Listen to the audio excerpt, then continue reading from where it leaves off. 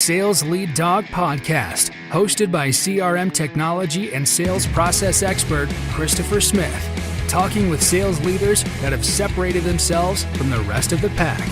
Listen to find out how the best of the best achieve success with their team and CRM technology. And remember, unless you are the lead dog, the view never changes. Welcome to Sales Lead Dog. Today we have joining us a thought leader, Angel Ribo. Angel, welcome to Sales Lead Dog. Thank you. Thank you very much for allowing me to be here with you and for your, and to your audience, obviously, that they will be patiently listening to us today. That's great. So Angel, tell us about yourself and what you do these days. Absolutely. So basically what I do is both corporate CEOs and established entrepreneurs, they hire me to bridge the gap globally for expansion and exposure. So that means basically that they help them accelerate the growth of their businesses through international expansion strategies.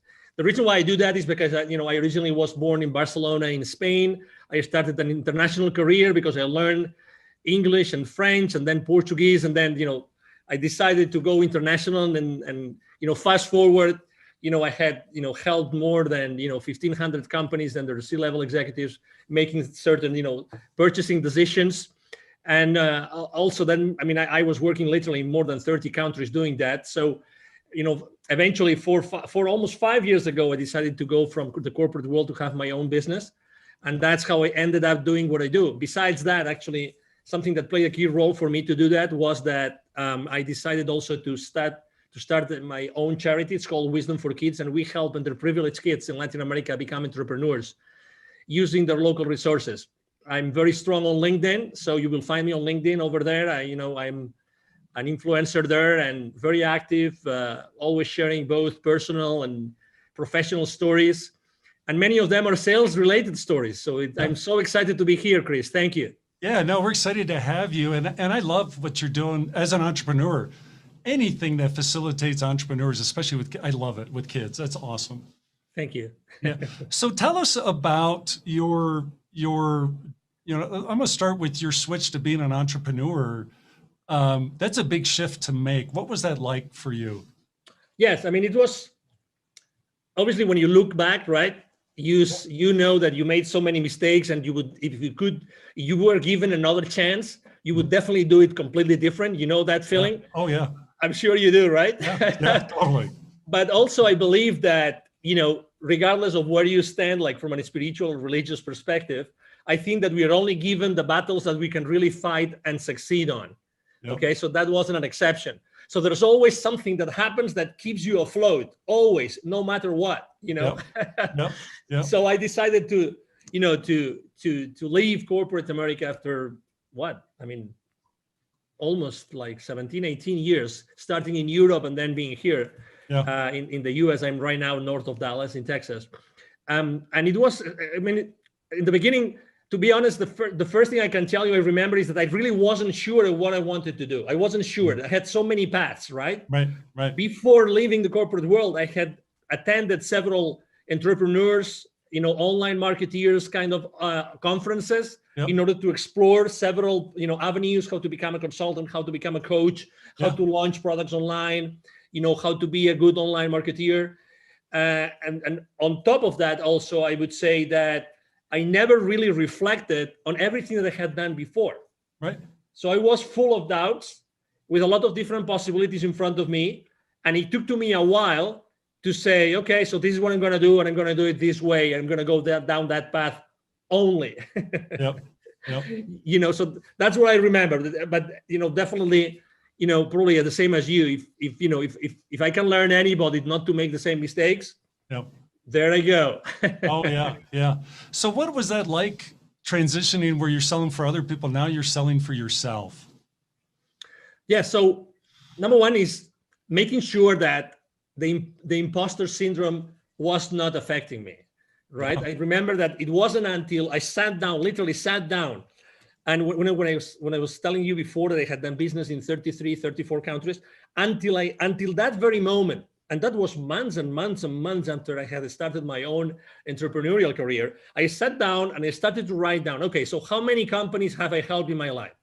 And I tried to cut and paste different spreadsheets from different, places I had worked and done business with, and companies and industries. I put them all together. And then I said, okay, how many countries? Those different companies, where are they based? So I started to make a list of different countries. Okay, and then how did I help them? So I helped them do this, this, this, this, and this. When I took stock of that, experience, it was then when I realized, okay, so I might have something to offer. Yeah. I might have something to sell to the others. So actually, I made the decision. I made the decision of, I'm going to be extremely active on LinkedIn. Okay, so that was my first decision. So I haven't really used networking online before. Right. I was using it like reactively. Now I'm going to be proactive, and I'm going to make LinkedIn the place where I'm going to conduct all my sales. Before, I don't remember selling a single thing.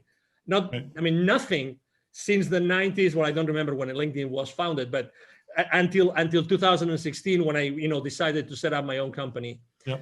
So that was the first thing. So I started to see, okay, so I'm going to do this. How do I create an audience? And then I started to learn how to do business on LinkedIn, how to reach out to people. I made so many mistakes. I mean, crazy things. Crazy things. It really, obviously there were people blocking me, and you name it. Trying to reach out the wrong way, and trying to be artificial, trying not to be me, to be honest, because I was in this. If I had to describe it, in some sort of quicksand, that you know what you do, but you really don't, and then you one step forward and two steps backwards, all the time. And then obviously after starting like doing some marketing, and then having the conversations, right? And how am I going to prepare my own proposals, and what are my own proposals going to look like? And I have to say, probably one of the mistakes I made was also that I didn't reach out to the people that could have supported me, people that I could have partnered up with. Oh, what a big mistake, Right. Definitely. That was a big mistake. But, I'm alive. I still have a family. I still have a home. I still have a couple of cars. I still go on holiday and I vacation from time to time. So it's not that bad, Chris. Oh, yeah. Yeah.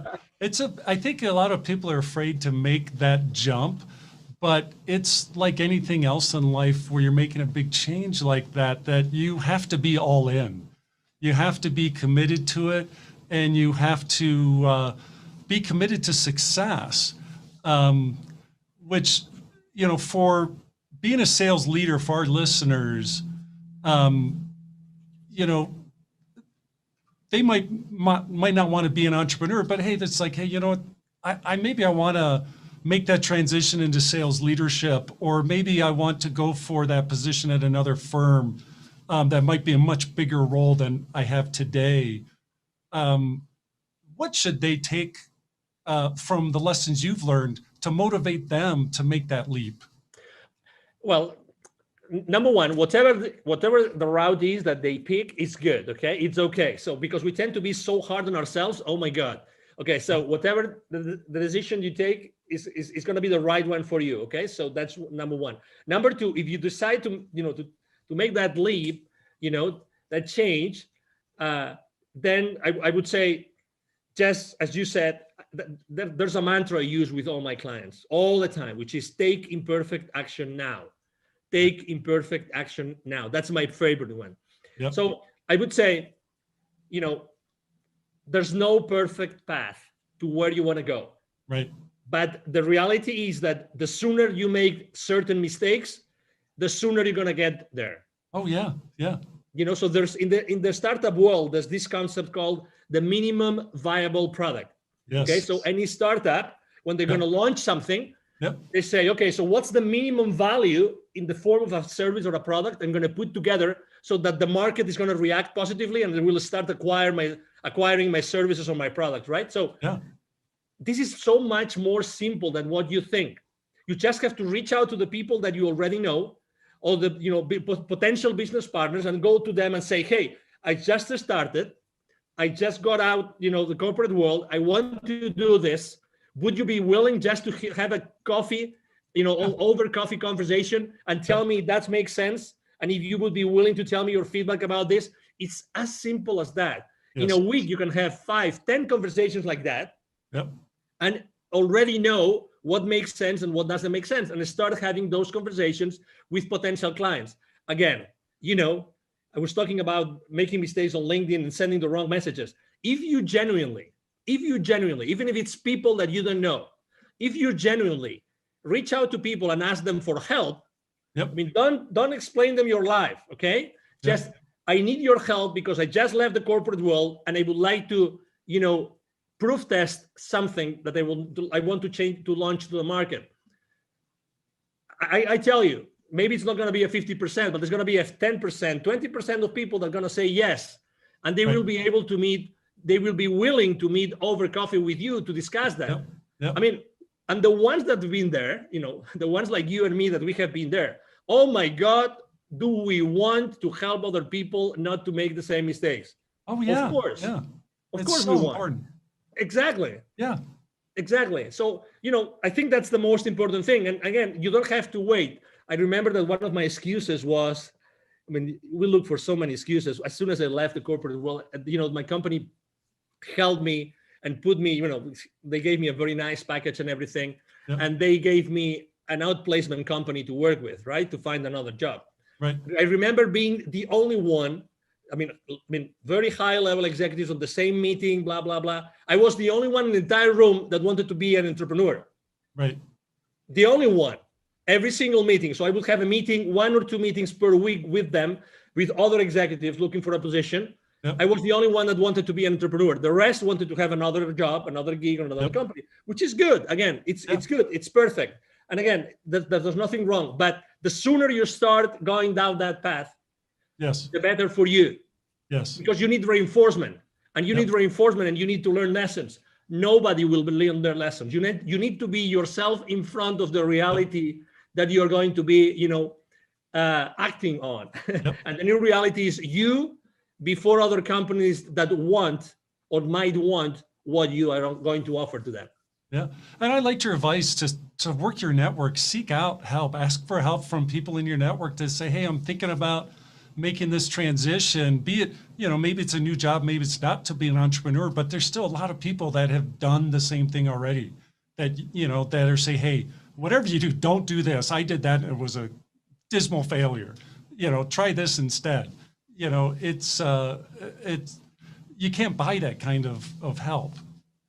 Exactly. And also something else that I didn't mention, but something that would have helped me a lot is probably to ask for help, even to pay someone to coach me in that process. Yes. There's coaches out there. There's people that have done this. There's people that help you get from a position at the corporate towards becoming a successful entrepreneur. There's people doing that. Oh my God, I wish I had taken the decision. I had made the decision of having someone hire someone to do that for me.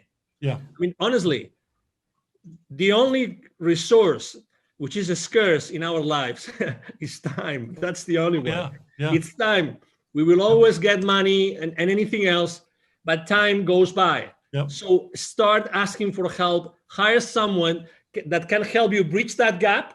Bridge that gap to the first dollar, to the first purchase order. Have someone help you get there. And maybe the only piece of advice of who to hire. There's literally thousands of coaches out there that can help you do that, but look for someone that's made a lot of mistakes. Yeah, that's great. So when you're working with your clients, is there a common struggle or pain point that they have that hold them back from success? Yes. It's definitely, they don't feel comfortable selling. They know they have a value proposition. Some of them have a solution and there's a problem that exists. Others have a solution, but maybe the problem doesn't exist or it's not big enough. But it doesn't matter. That's why we are there to talk and we're there to discuss and how to make that value proposition really viable in the market. But still, I think that that's the most important thing, to make sure that I help them do something that they're just feeling comfortable. Not everybody feels comfortable asking for the purchase order. And needless to say, not everybody knows how to go to the market, which is another thing, right? That's why I always say it's expansion and exposure. expansion and exposure. So expansion is developing business, but exposure means what are all those marketing tools, strategies, and tactics that are going to help you to get to that place, to get to these people that might hire you or buy your products. And that's what they have in common. Let me add something to this, if I may, Chris, which is obviously every time we talk right now, when I'm having this conversation with you, I'm attracting a specific kind of person, right? I'm attracting a specific kind of entrepreneur, a specific kind of C-level executive. I don't attract everybody. And that's okay. I know what I'm saying, and I'm being me, and I know that I'm going to attract certain persona or a certain avatar, and that's okay. The world is full of people that need my services, and it's the same with you, and it's the same with you, Chris, and it's the same with everybody that wants to go from corporate to becoming an entrepreneur. We are unique in our lives, we are unique in our experiences, and we are unique in the way that we can deliver that value to our potential clients. That's why we'll never, that's a conversation you've had probably hundreds, if not thousands of times. I remember when I was training my sales force, the new sales reps would come to me and say, hey, okay, so where am I going to find leads? Oh, that's an interesting conversation. So, we would tell them, okay, so this is the source of leads, and I'm sure that your sales VP or your sales manager is going to give you a whole bunch of leads, and then there will always be someone in that sales training, someone raising their hands and saying, and what if I finish my list of leads and nobody has wanted to give me an appointment? I said, okay, that's interesting. I'm gonna do that myself. I'm gonna expose myself with you in front of the rest of the class, right?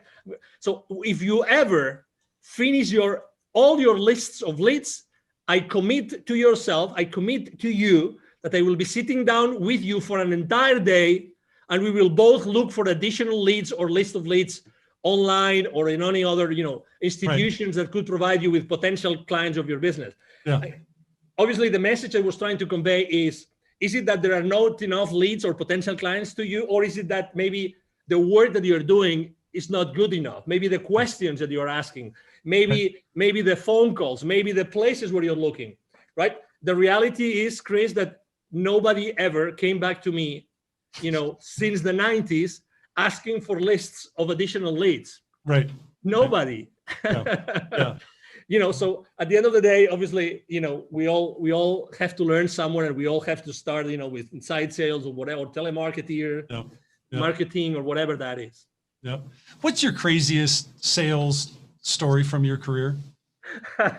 Well, there's plenty, but I have to say the one that I will never forget. So this is the deal, okay? So this is a multinational company. They're all over the world. What they do is they do electric motors. Okay. Like all sizes, they're huge. Okay. They are originally from Brazil. Okay. And they were basically opening they had just acquired a new massive manufacturing plant in a specific place in Mexico. Okay. So the headquarters were using a specific technology, right? Which was actually the technology that I was representing. Okay, so I was covering the entire territory at that time, and I said, okay, wonderful. So we're just going to just acquire this company, so it's going to be an easy sale, right? So they just acquired this additional company here in Mexico. In Brazil, the standard technology is our technology, so it's going to be a piece of cake. Right. It's going to be a piece of cake, right? It's, they already know the advantages, blah, blah, blah, everything. All right. To make things worse, I'm originally from Spain. As I said before, I was in Mexico, and I was doing that. That wasn't a direct sale from me. So I was doing that indirectly through one of my business partners. Okay. One of my channel partners, to say it properly. All right. So I said, just go there, do all the groundwork, and then whenever you need me to, for the final stages of the negotiation, I show up. What was even worse was that the CEO and general manager of that company in Mexico, he was also from Spain. So I said, oh my God, we will be able to talk about soccer, and we will be able to have a nice meal together. And we will, so you name it. when you already have this image in your brain. Yeah. It's lining up. Everything's lining up. Exactly. Yeah. What are the chances of this Brazilian company buying a company in Mexico, and the CEO and GM, he is a Spaniard, right? Yeah. Okay, so we start the sales process, blah blah blah, and then I start receiving symptoms, right? I mean, hey, there's a strong team. They had something like a 35, 40 engineering team, and those were each one represented X thousands of dollars of that particular proposal, right? Yep. So, but suddenly from, the sales director of that channel partner of mine, hey, there's a strong group which are using a completely different technology. These guys have never used our technology. They use another one, and they're very strong, and they really believe it's much more important, right? So I have to say that unfortunately we took shortcuts. We didn't analyze the decision process properly. We didn't analyze the decision criteria properly. We didn't have enough conversations with the economic buyer, with the CEO, with the GM. So we took so many shortcuts that we ended up losing the deal. Oh my. And it was several hundreds of thousands of dollars. Yeah. Several hundreds of thousands. So I will never forget the name of that company. Obviously, I'm trying to be extremely respectful and don't disclose the name of the company. But I have to tell you something. With the director of sales of that channel partner, we became friends because we were badly defeated. And obviously, all the company knew about that deal. When that deal has so much visibility inside the company that everybody's expecting us to win it. Yeah. So we had to go back and say, we lost it. What? We lost it. Yeah, we lost the deal. Well, to recover that account, it took to us 4 or 5 more years. Wow. 4 or 5 more years to get it back, to have, to perform, enough proofs of concept there, and to make sure that we were doing the right benchmarks of technology against technology, blah, blah, blah. And I guarantee you, we never took any other shortcut. We didn't take any other chances in any other deal. I tell you that. Oh, I bet. Dealing with rejection is a big part of sales, and being a sales leader and modeling that, how you handle rejection. I think it's important for a sales leader to model that for their team. What's your recommendations for sales leaders in terms of how they create the proper perspective in their sales team, especially the younger people that are getting started in sales? I would say number one is that for your potential clients, future clients, you call them suspects, leads, prospects, whatever, depending on the maturity, but their perspective is their reality. Don't forget that. Don't forget that. So your reality is not their reality. Okay. So that's the number one thing. So the number one thing I would like to say is, this is a marathon. Okay. So just you have to learn, and don't burn your bridges. It's a matter of time. You have to learn how to do this. This is as anything else, as playing tennis, as swimming, as driving, as anything else. This is a long run. Okay, so it's going to take some time for you to perfect whatever you want to do. And remember, be yourself all the time. That would be my second one. Be yourself. Don't pretend to be anybody else. It doesn't mean that you don't have to be mentored. You don't have to receive lessons. No. Okay, but be yourself, because if you're not yourself, you're going to be, sidetracked, whatever that is, and you're going to feel saying, I should have done what my gut feel was telling me. Okay, so just be there. And the third thing is always have the tough conversations. Don't hold anything to you. Always have those tough conversations. So what I'm trying to say is always make sure that whatever decision, whatever proposal you're making, whatever conversation, it's for the good of your client. Right. It's for the good of your client. Okay. So genuinely care about what is important for the client. Remember one thing, as I said before, perception is their reality. They want something, but you believe as a salesperson that they need something else. Right. Okay. So it's what they want. It's what they want. So remember, it's their reality. So you have to be there all the time. Okay. So those would be my, most important, pieces of advice. And again, you learn a lot. I mean, I learned from a desk making phone calls. That's how I learned. Yes. Yep. That's how I personally learned. I didn't even, it took to me more than a year to start making, sales appointments with the field reps, but it is what it is. It is, we have to learn, we have to make mistakes. You have to struggle. That's right. Yeah. So let's transfer our discussion here to talk about CRM. When it comes to CRM and your career in sales, did you love it or do you hate it? I loved it. And I loved it because it helped me structure myself and organize myself. The real, can I use a brand, or can I use I'd rather not. We try to stay away from that. And just talk in general terms. We don't want to. So there wasn't one over another. No, it's okay. So just going back in time in the late 90s, there was one system that was really like the number one that everybody would use, and everybody would use that one. I remember when the company was working with was over $1 billion in revenue, and they decided to buy that. Right, that was a multi-million-dollar deal that they had to invest on. I remember it was like a savior. I mean, I remember even though it was complicated, like lots of fields and things and interactions, it was like, oh my God, great.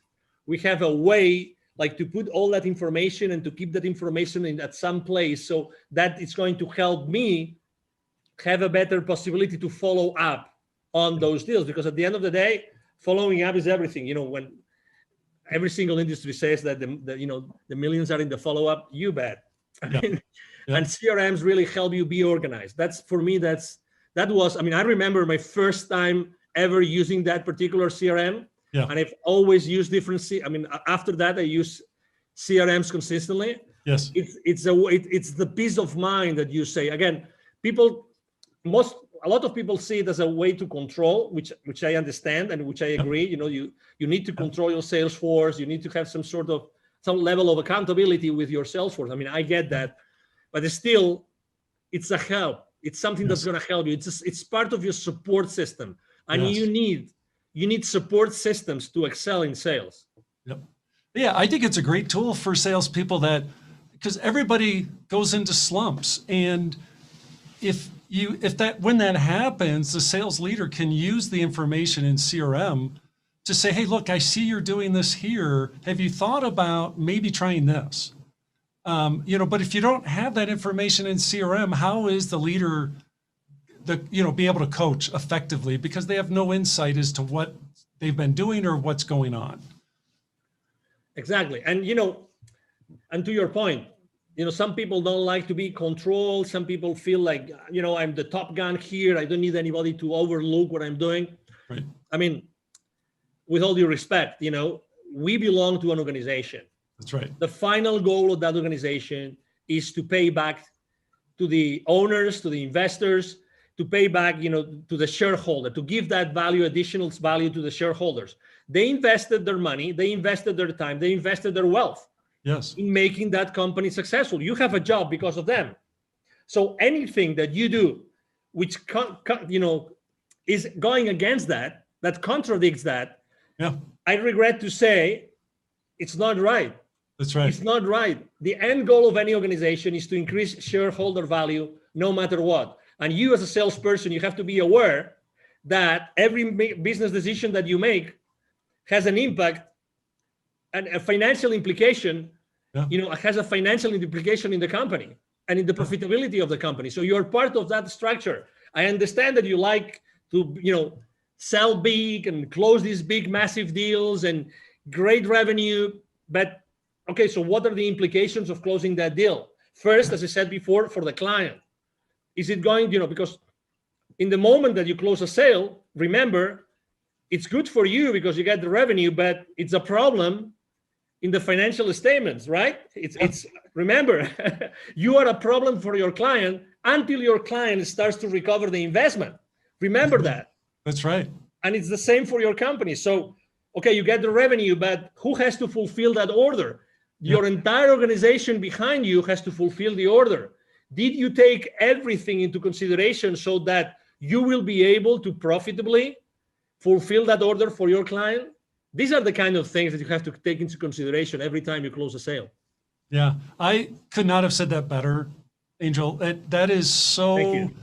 That's one of the discussions I love to have when we engage with a client is, okay, what happens when that deal's won? What is that being supported by your CRM? Is the information in your CRM to support the team that downstream that, as you said, they now have to take care of that customer. They have to own that relationship and make sure they achieve the ROI on their investment. So important. Absolutely. I mean, in all honesty, I mean, if we want to keep our teams accountable, I mean, we have to, and we want them, all of them, to be engaged, right?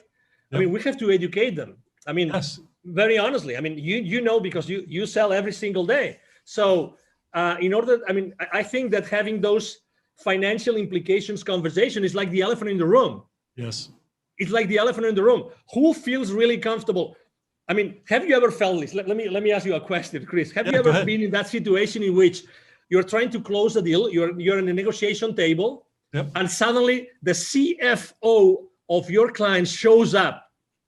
Oh my God, you are with the fingers like this, cross fingers, saying, I pray to God that the questions from the CFO are not going to be that difficult, so I can still answer them, and they will still be interested in doing business with me. Yes. Because if we get into, if he pulls up his financial statements and he starts going on like, okay, so this and this and this and this, and he starts making these difficult questions. Oh my God, you might even have an MBA, but even if you have an MBA, how long ago did you forget all the financial principles? Oh yeah.